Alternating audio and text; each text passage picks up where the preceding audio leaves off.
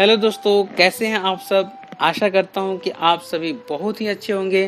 तो दोस्तों, हमेशा की तरह आज फिर से लेकर आया हूं एक बहुत ही अच्छी और सीख देने वाली कहानी, जिस कहानी का शीर्षक है लालची गोलगप्पे वाला।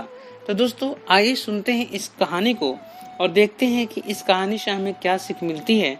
तो चलते हैं अब कहानी की तरफ। एक बार की बात है, चुनीलाल नाम का एक व्यक्ति था। उसने पैसे कमाने के लिए बहुत से प्रयास किए, जैसे कभी चूड़ियाँ बेची, कभी खिलौने बेचे और कभी सब्जियाँ बेची, लेकिन उसका कोई भी काम चला नहीं। फिर उसने गोलगप्पे बेचने का सोचा और स्कूल के सामने जाकर गोलगप्पे बेचने लगा। जैसे ही स्कूल की छुट्टी होती थी, बहुत सारे बच्चे उसके ठेले पर आया करते थे और गोलगप्पे खाते थे। वह गोलगप्पे बेचते हुए बच्चों से बात किया करता था और उसके बारे में भी जान लेता था।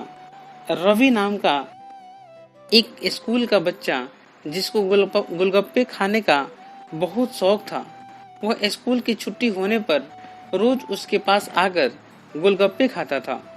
वह रवि से बात करता था और उसके घर के बारे में पूछता था। एक दिन उसने रवि के गले में सोने की चैन देखी तो चुनीलाल ने रवि से पूछा, यह सोने की चैन तुम्हें किसने दी है। रवि ने उसको बता दिया, यह चैन उसको उसकी मम्मी ने दी है। चुनीलाल रवि की सोने की चैन देखकर लालच में आ गया। उसने उस दिन उसको बहुत सारे गोलगप्पे खिलाए।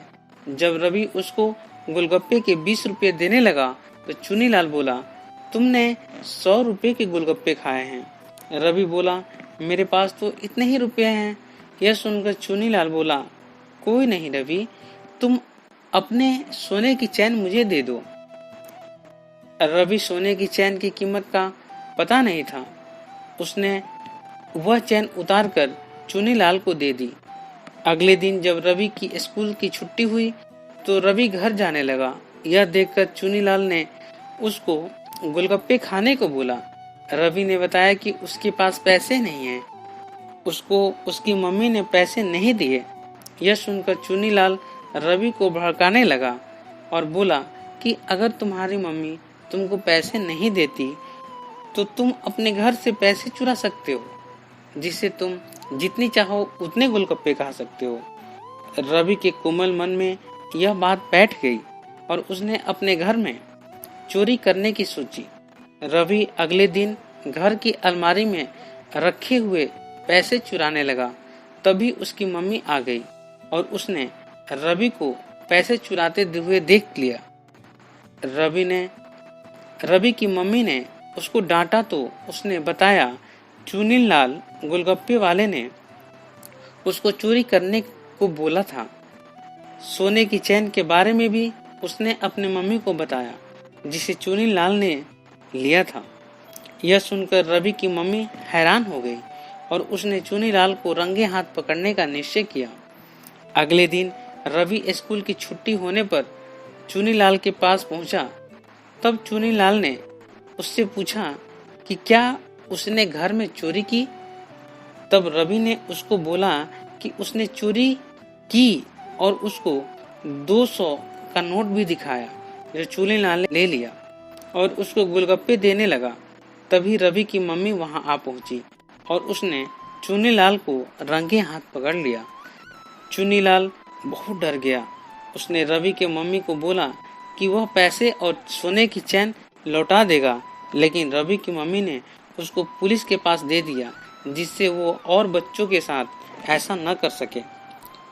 मोरल ऑफ द स्टोरी, इस कहानी से हमें यही शिक्षा मिलती है कि हमें लालच नहीं करना चाहिए, क्योंकि बुरे काम का नतीजा बुरा ही होता है।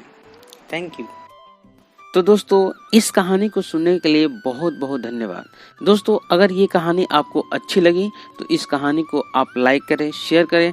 साथ ही साथ अगर आप चाहते हैं कि ऐसे ही प्रेरक और सीख देने वाली कहानियां सुनते रहें और अपने बच्चों को भी सुनाते रहें, जिससे उनका मानसिक विकास हो सके, तो आप मेरे इस चैनल को सब्सक्राइब कर लें और साथ ही साथ बेल आइकन को भी प्रेस कर लें, ताकि मैं कोई भी इंफॉर्मेटिव वीडियो अपने इस चैनल पे अपलोड करूं जिसका नोटिफिकेशन आपको सबसे पहले मिले। तो दोस्तों अब आपसे विदा लेता हूं और मिलता हूं एक नए कहानी में। तब तक के लिए जय हिंद, जय भारत।